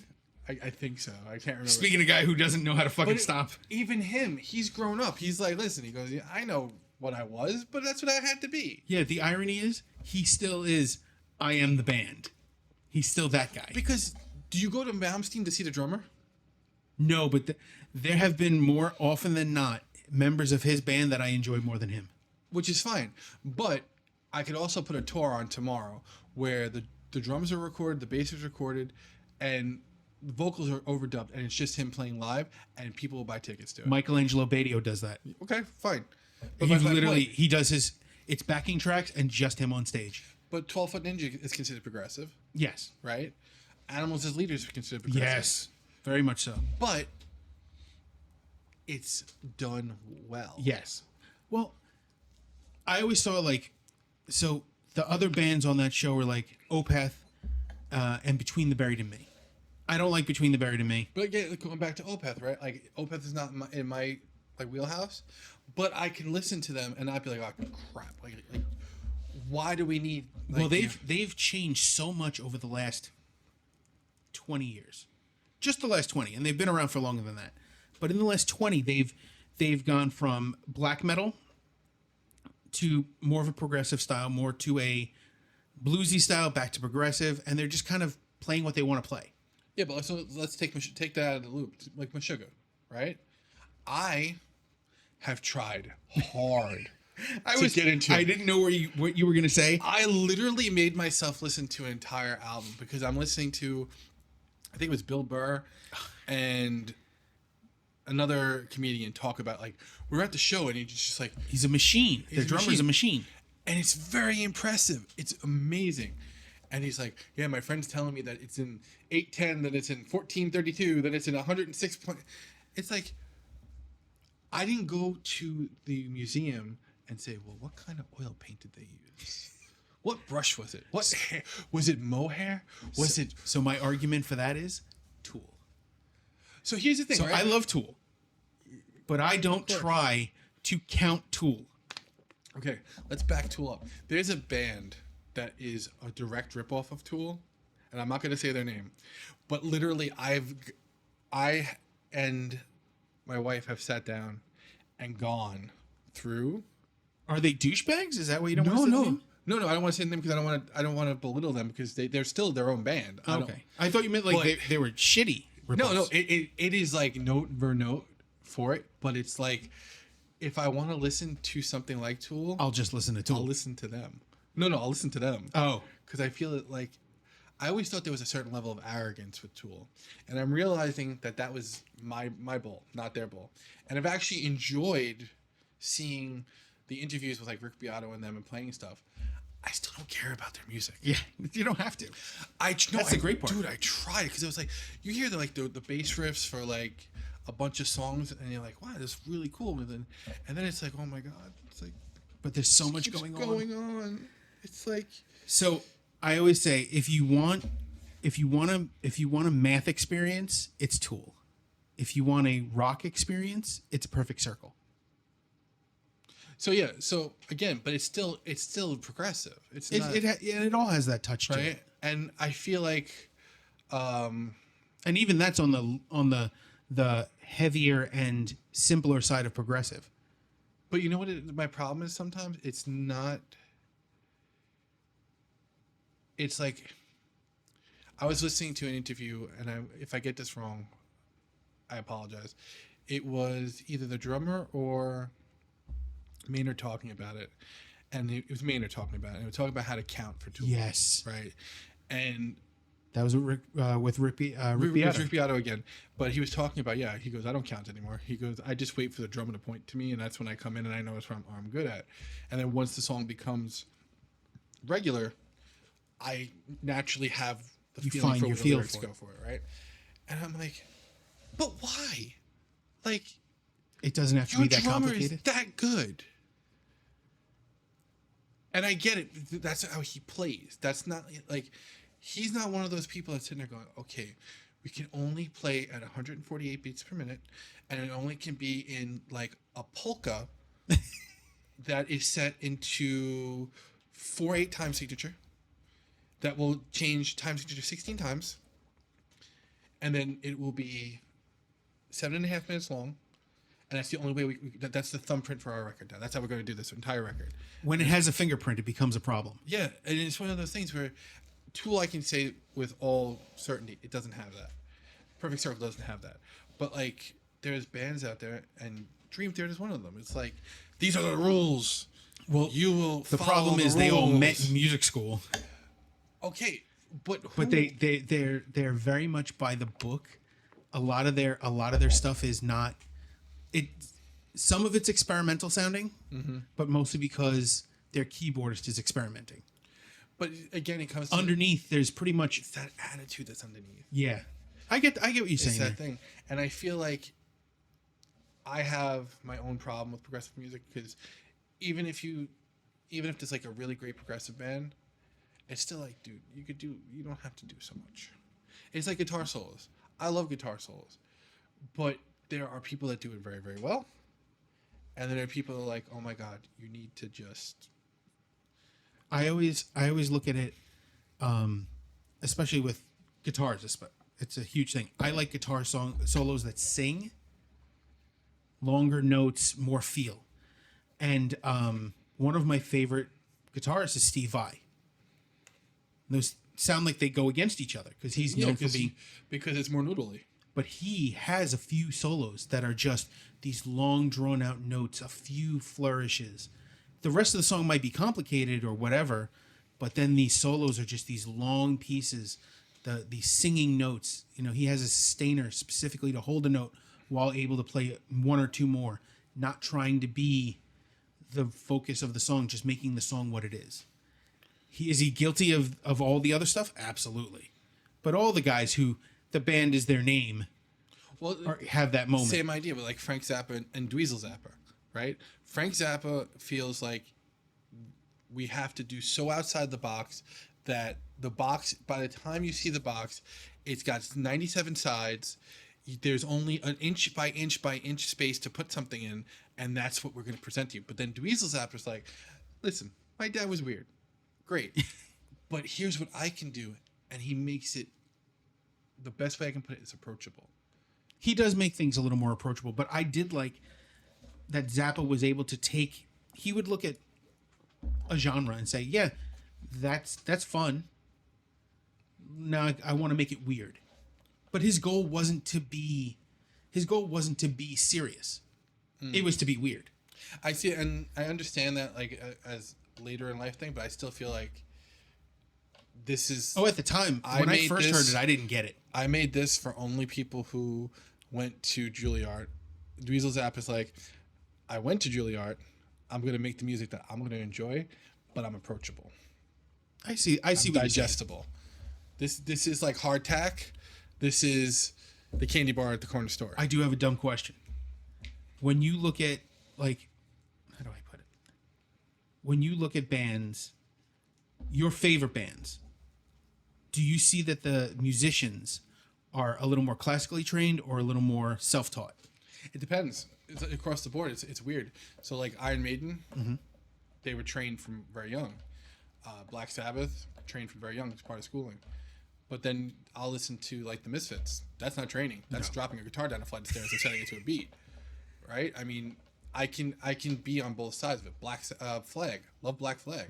TV Parties is one of the greatest songs ever released. And nobody knows how to play their instruments at first. No, and it's one of those things where is, to me, the energy and the genuineness of this album will trump anything else on the album. I can sit there and I can listen to anything like that. Like, perfect example, Lamb of God, crazy technical, right? But then sometimes you just sit there and you're like, okay, it's not technical anymore. It's just, triplets and a drum going bananas. But heavy vocals, stuff like that. Do I listen to that 24/7? No. I can listen to Ad Nauseum, which is just background noise. Which is the irony that it's ad nauseum. Yeah. I love that. Yeah, me too. The reason I brought it up was my favorite guitarists, my actual, like, listen to all the time. One was a self-taught, at-home guitar guy. Mm-hmm. One was a somewhat self-taught, but also took lessons guy. Devin Townsend learned both lessons and taught himself. because he started with alternate tunings and nobody taught that. But then Dime was all self-taught. So I don't know if lately I have a favorite musician. I feel like I have more favorite vocalists because I feel like there's a lackluster of good singers in the world. Oh, there definitely is. Match a guitarist. I feel like, not that the guitarists are dime a dozen because they're not. No. But I feel like the first two things I look for are what are the vocals doing, what are the drums doing, and that draws me in first. And then I look at the guitar work because I feel like if you have those two things, the guitar and bass was already sorted a long time ago, and I'm going to enjoy that. What ends up happening most times for me is I'll enjoy the guitarist and the bass player, and either the drummer is lacking or very basic, or the vocalist is lacking and very basic. And that's one of the things like I love about like Red Fang and about Clutch and stuff like that, is that it's very music centric, and everything is building on the previous thing. So you get the talented drummer, the talented bass player, the talented guitarist, and the talented vocalist. It's not just, oh man. It's got, like, it has to be that meld. It can't just be. Yeah, it's like, what was that band? My argument is Metallica with their third-rate drummer. So, for argument's sake, even if you take the drum work out of the situation for Metallica, right? Everybody's got something to say about Metallica, right? And who cares? Lars Ulrich doesn't play drums as well as anybody else that's available out there, right? But what does he do well? He knows how to not screw up, how to keep himself. Let's talk about album-wise. I'm not talking about stage-wise. Okay. He doesn't overimpose himself. He does only what's necessary for the song to add stuff to it. And the other thing that I always say to people is, who would you replace him with? Because as soon as you replace him, you're changing the sound. You're changing Metallica. And the thing is, like, and I've seen this done, is I've seen Lars was sick. They got Dave Lombardo. And it's phenomenal. It's very excellent. But at the same time, you sit there and you go, okay, that's not Metallica. That's Metallica with Dave Lombardo. Yeah. Well, that's a band that, founded it's impossible. It's impossible to look at it without changing the sound, 10, 12 albums in over the course of, 40, 50 don't even years. go that far. Go just to the first four albums, right? Because that's the big four, right? You have Slayer, Metallica, Anthrax, Megadeth. Which I disagree with. I think Testament should have been in there. Of course. But we're going for DNA right now, right? Dave Lombardo can play anything. His solo album, yeah. No, his drum album is phenomenal. Yeah, he's across the board. He's been in some of my favorite bands. He was in Testament. Yeah, for a long time. Yeah. And in Testament doesn't sound like Metallica. It doesn't sound like Metallica, doesn't sound like Slayer.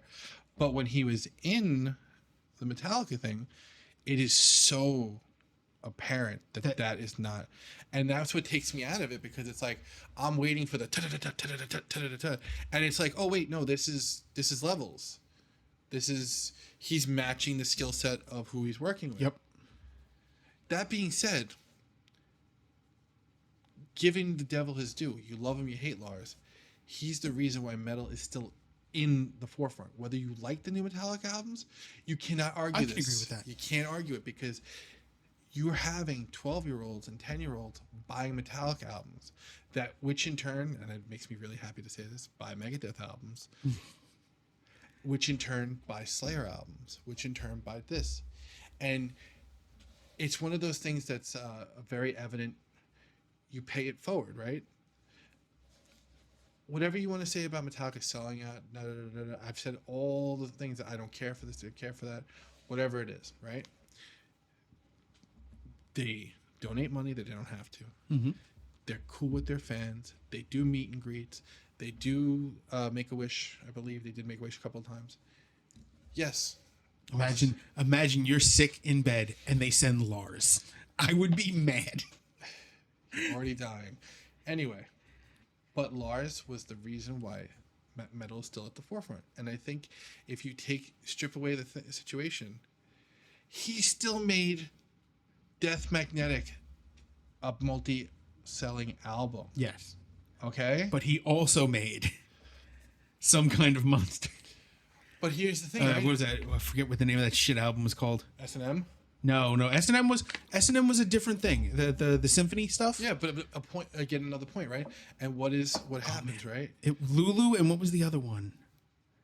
The one Load and Reload. And after Load and Reload, there was. I don't know. It was pure garbage. It's the one with the trash can snare drum. Well, that's what I'm saying, right? So but how many records? How many units did those things move? Oh well, I don't know. Can about you that compare Load and Reload to the next couple albums? No, but I bet you. Oh, they still sold They millions. still sold. And one of the things that Jason Newsted says in interviews is that he could retire off of what the Black Album makes and what his royalties are on for years to come. Also, Saint Anger. Saint Anger was the album that had trash can lid drums. How many units did it move? Oh, I don't want to know. I Look it up. You have your phone. But Look it up. here's the argument, though.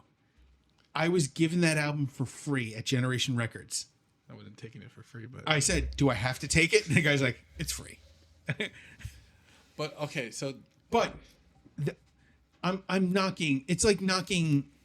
Okay, so the king is obviously dead. Ozzy's gone. Mm-hmm. But it's like going, okay, well, the next guys in line are jerks. Yeah, okay, but they're the next guys in line at the top. So who am I poking at? I'm not making fun of the guys we went to high school with. I'm making fun of one of the richest metalheads out there. But here's the thing, right? If you look at James when he gets interviewed, he's very genuine. Yeah. Well, I have a very different opinion of James than a lot of people because looking back at his upbringing, leading up to his forming of Metallica, you feel the vile energy getting out of him. That's the reason he's able to be stable now, is because he left so much of it behind. He would have been a fucking wreck otherwise. I think that if you're really being genuine to the situation, at 95 years old, when Lars brought the albums to his father, he was still looking for Attaboy Son. Yeah. And you are never going to tell me otherwise for that. And I've seen the interview where he literally goes, "I wouldn't release that." Yeah, and the other side of that is Ray Burton just being happy that Cliff's memories honored the way it is. And that's the thing, right? So you have two different perspectives. But who gets shit on all the time? Well, and I'm not defending him. I'm not defending it. You can have a bad time of life and still be a good person. Oh yeah. And everybody has their demons and works through them at a different time. But he was still looking for that approval, and that is the only thing driving him. Yep. Well, that was the Megadeth argument. Megadeth calling it quits after all these years. Dave really just wanted to, just try to keep up with Metallica. That's all it ever felt like. Well, and again, you're talking about being fueled by the wrong thing. Yeah. Right? You can be fueled by, and metal music is fueled by hate. Like that's one of those things, fueled by aggression, fueled by all these things, getting something out that's negative, right? But when you're 60 and complaining about being in a band for what was like 13 months. Yeah. Right. It was two years? Whatever it Something was, like that. right? He wasn't in there long enough to have a 40-year grudge. And even if they like did horrible things to you, you've toured every single country. You've gotten to see things that most of us will never get to see. And you're a millionaire, and you're still pissed about it. But you know what the Dave Mustaine argument is? What? They played Antarctica, and I haven't. And that's the Dave Mustaine. That's really what it is. If the marker of what you're doing is based on what someone else's success is, that's your own problem, man. Yeah, it's a harsh way to live. We still have 4 songs left, and we are an hour and a half in. Okay, so speed round. Go for it. No. The next one's Summer Breeze by Type O. Okay, so this is going more to the vein of your thing where something's funny. Yeah. Seals and Croft, by the way. It was a great song. It's a great song, and what's the best aspect of it is how the songs transition from one song to the other on the album. It's like pianos and organ, and all of a sudden you have this light airy thing, and it works. Yep. Typo also had they had interesting choices in covers. Oh yeah, and that's all Pete. Yeah. Even Josh and the other gentleman will tell you. I think it's Sal. Will tell you that it was his sense of humor, and it's even like Black Number One is based on the Addams Family theme. Yep. So you sit there, and it's a joke upon a joke upon a joke, and the fact that they got big off of a joke, playing it serious, goes back to your the dance song. You have this ability to make something that catches people. It's funny, it works. That's the only thing you needed to do, and also exposes bands that maybe haven't been heard in 20 years. Nobody who listened to this the first time, with the exception probably of Mike, would know who Seals and Croft is. No. Credence was like one of my first bands. The entirety of Motown. My mom had stacks of vinyls, and we would just listen to it. But how much yacht rock did you listen to as a kid? I don't know. So here's the thing: I don't buy into making fun of music because it's dad music or stuff like that. I don't know what yacht rock is. Okay, I so know the term. The but I don't know what started as an insult, and now has become the standard nomenclature for the genre. So who falls into yacht rock? Christopher Cross. Okay. We had an entire episode of yacht rock stuff. I saw that. But I like rock out with your yacht out. Thanks. That was Mike.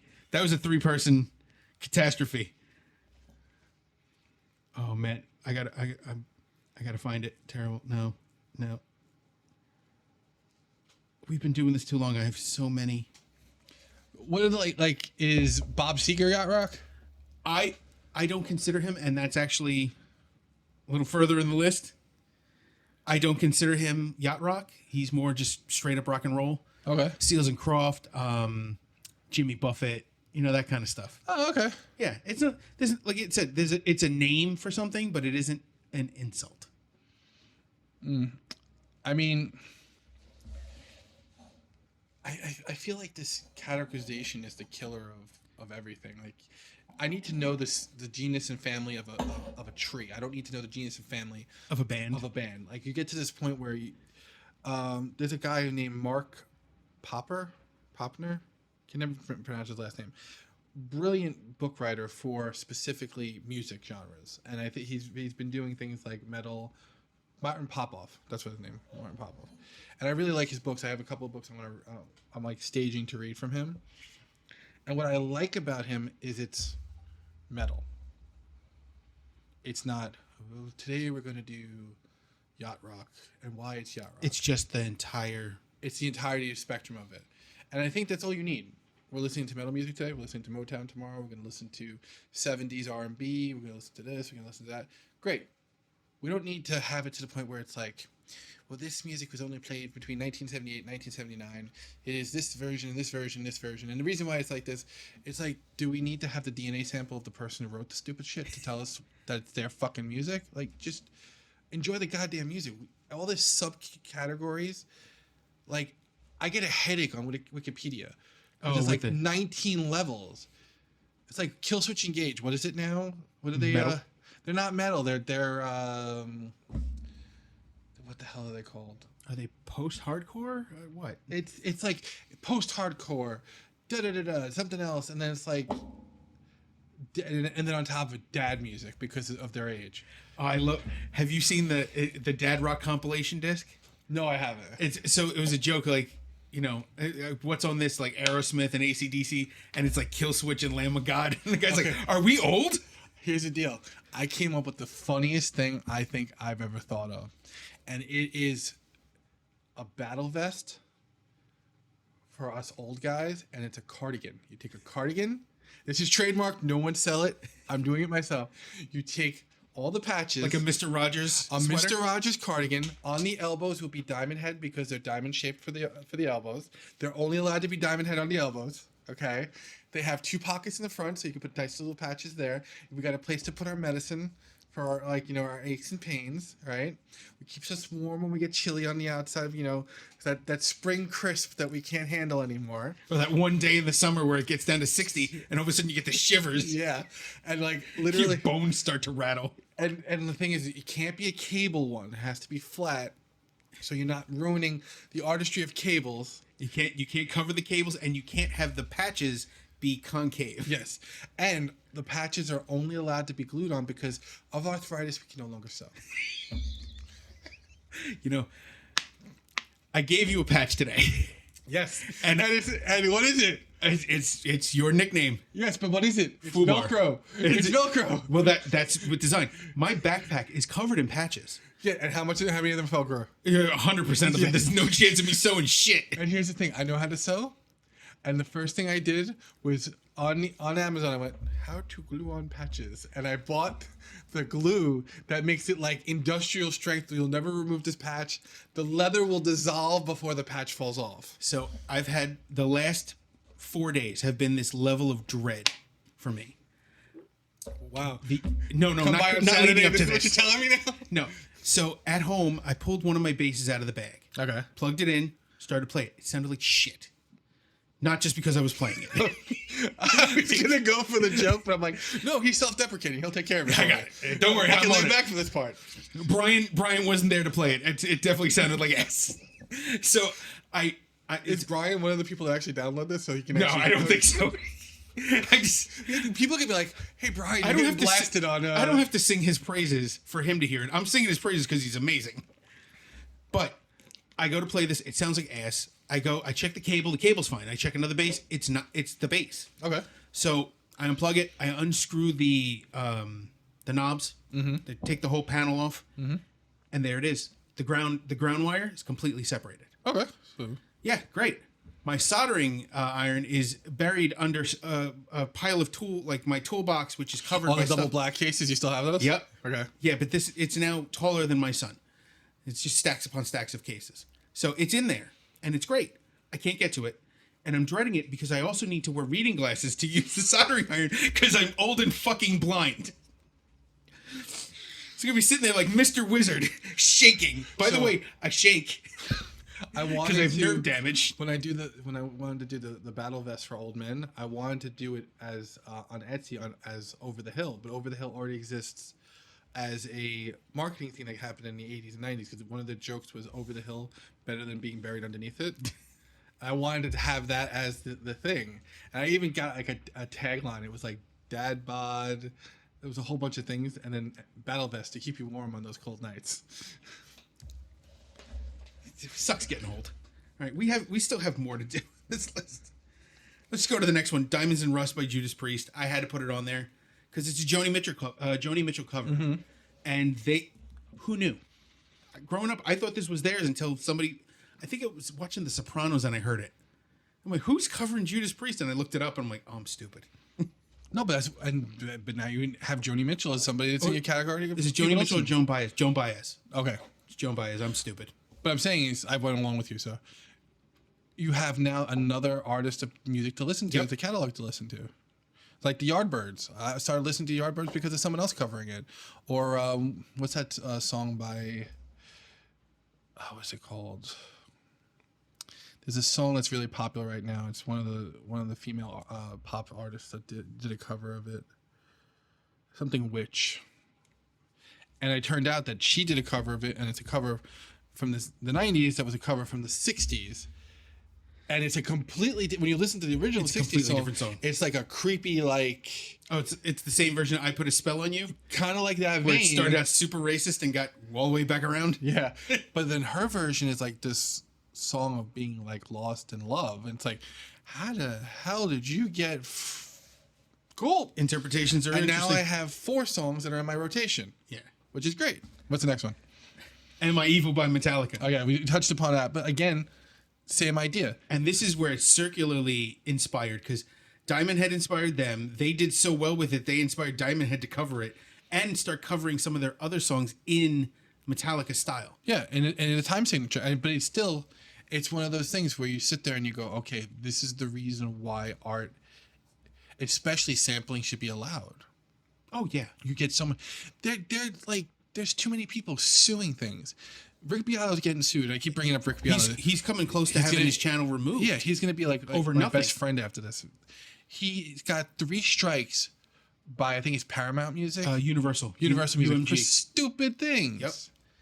It's all fair use, and I totally understand the reason for it. But he has to fight fair use. But they also have to sue him because if they don't, it's a legal precedent. It becomes loophole. Which is so stupid. Yeah. This is all because of legality.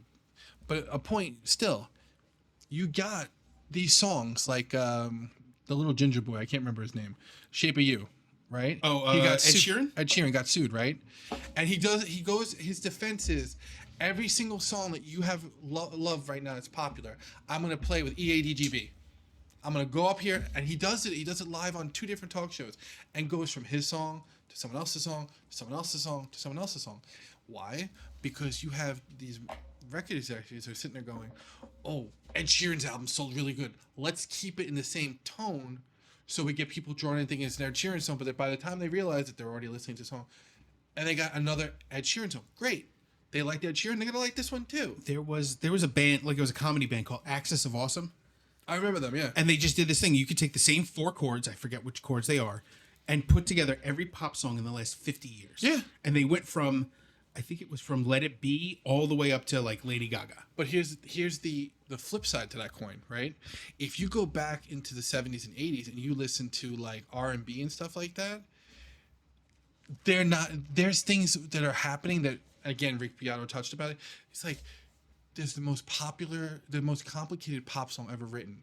I think it has 4 time signatures and like 13 different chords, and they're all augmented and diminished chords. That's unnecessary. But it was not because that's what they were doing at the time. It's because that was the guitarist they hired, and that's how he wrote. And if you listen to the song, you'd never know it. Because you'd be like, oh, this is like, It's fun. Yeah. It's like Creedence. Like the Creedence song comes on, you're like, oh, this is Creedence. And then someone says, oh, you gotta listen to this because this is a guest guitarist. And he does ba-ba-ba-ba-ba-ba-ba-ba-ba. And you're like, but it's Creedence. But it's Creedence. It just sounds like Creedence. But it's an interpretation. And that's what's cool about that. You can sit there and you can have all those things come together and also diverge. And it doesn't make it good or bad. It just makes it what it is. Yep. By the way, Diamond Head, their new singer is pretty much just a straight metal singer, not singing, just straight up metal. Oh, really? Yeah. I haven't heard it. The same guy who recovers Am I Evil, the same singer, is now their current singer. Well, it's like when Journey got the new vocalist. I thought he was phenomenal. Arnaud Pineda is amazing. Yeah. He's number 5. Yeah. Well, I'm talking about the one that actually the original singer spoke to. Well, the other ones he never spoke to. Yeah. Yeah. But I mean, like, he could not. That guy was just one carbon copy, but then better. Yeah, the fact that he's able to still do it consistently. Yeah, because I don't think what's his name can do it anymore. Right? No, Steve Perry does not sing like that anymore. He doesn't have the power. He had a lot of stuff. He had surgery and had complications after surgery with breathing. It's unfortunate, but Arnaud Pineda can still do it. It's good. And then now we're gonna go to the last song. Turn the Page by Metallica. You hate this song, or you dislike this song? So there's a middle ground between James's original singing and where he currently is at, and that song is like right in the middle, dead in the center, that I can hear like, oh god. And it's not a song to be sung by someone who can't sing. I actually think he did a really good job of the song. I can still hear it's not Bob Seger. That song. I have not listened to it since it was a video on VH1. Oh god. I can still hear it in my ear. And I have partial hearing loss. And at this point, I'm praying for the rest of it. I've always loved, like, the first time I heard this song was actually from Metallica. Really? I hadn't heard Bob Seger before. I had heard like old time rock and roll and Like a Rock. No, so like my closeted like thing that like I'm ashamed of type thing that people are like, what is your go-to thing? Bob Seger and what the hell is the name of the band? The one that was in Back to the Future. Oh, Huey Lewis and the News. Love those two bands. By the way, I don't know if you know this, but Mike wanted to start a Huey Lewis cover band. And because he wanted a day off. He wants to cover Huey Lewis. So far, it was Mike the Angry Wizard wants to do it. I want to do it. and he wants to do it. We're looking for one more. No, I'm good. One, I don't sing. Two, I'm not gonna even. That's one of those things where it's like a kid thing. Like if I met Huey Lewis, I might actually be struck because I'm not really.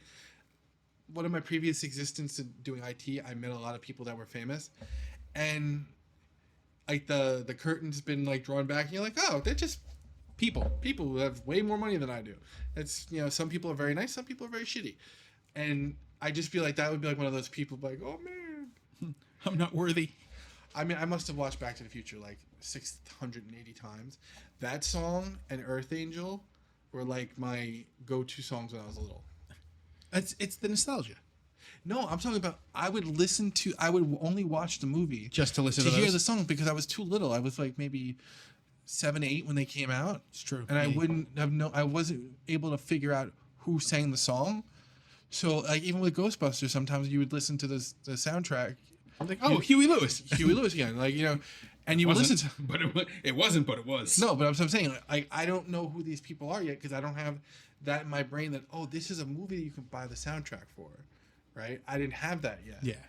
And then when I got older, it was like, you know, I listened to metal music and I was like, oh, you like Bob Seger? No, I don't. Oh, You liked it? No, I don't. It's like, oh no, I'm staunchly into like that gatekeeping bullshit. And I was like, no, dude, I'll fucking throw on Bob Seger and I'll listen to that all the way through, and I really enjoy it. I did this with Mike once. I put a Bob Seger song on, and then we went through the list of songs that he was known for, and he's like, I know that song. He didn't realize he liked most of Bob Seger's work. I think people, it's like what's the gentleman's name who does Highway to the Danger Zone? Fuck.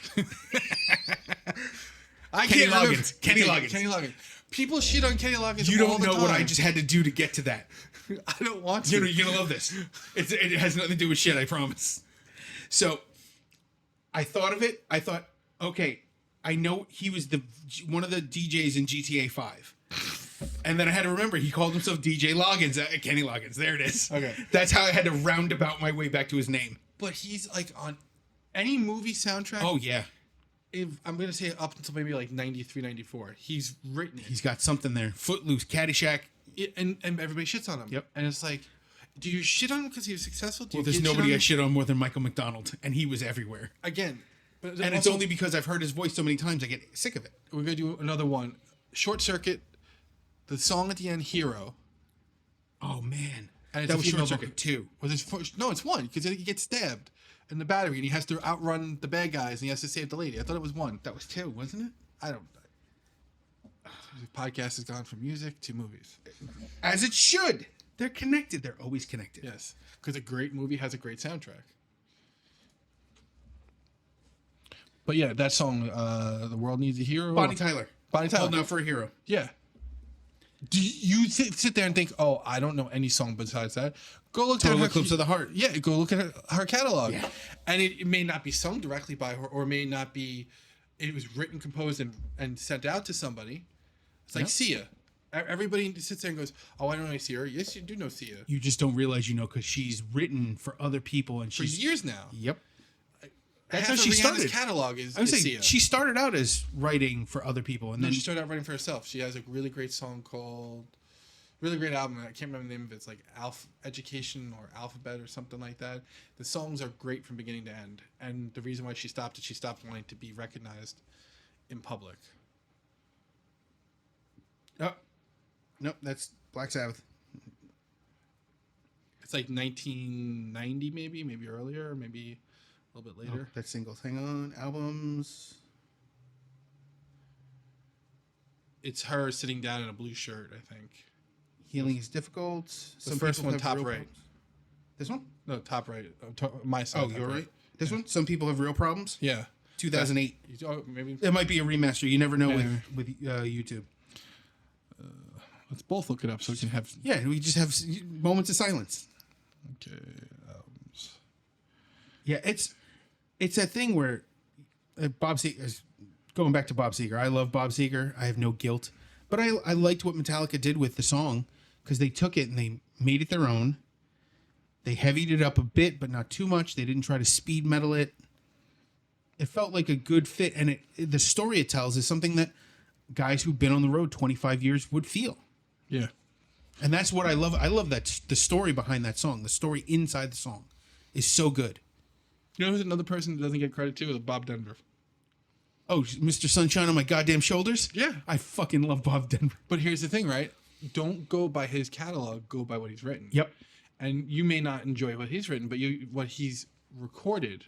But even But if then you you see what he's written. even and if you're you like, oh. don't love what he's recorded, you're gonna find something you like because he's written so much. Yeah. Well, he wrote so much. He's no longer writing, obviously. Was it a plane? I believe he crashed his plane into a mountain. Him and Stevie Ray Vaughan, helicopter and plane. Randy Rhoads. Randy Rhoads, plane. We don't have to play connect the dots on how the musicians kill themselves with stupid Cessnas. Michael Hutchins, choke masturbation.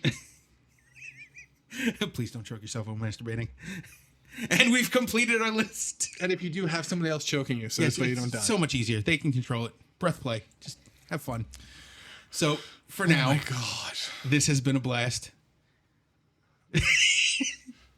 Oh man, I hope I never have to You're gonna block this out like an assault later. No, I'm just wondering how much of this is going to come back to bite me in the ass when I get a job in the future. You notice I didn't say the rest of your name on purpose. No, so I can blur your face if you really want. Dave has a conversation with someone in a hiding. misfit shirt. Imagine I blur your face and distort your voice. And I'd be like, no, it's Sean. Fuck. You know why? Because I can see his tattoos. Yeah, you have some of the most recognizable tattoos. Unfortunately.